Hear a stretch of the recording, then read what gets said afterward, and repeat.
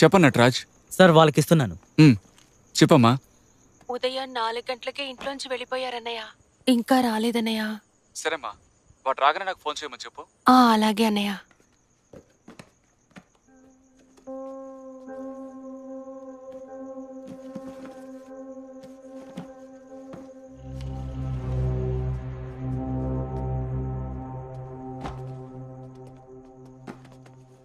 ఏంటి వాసన్, బయటెక్కడ?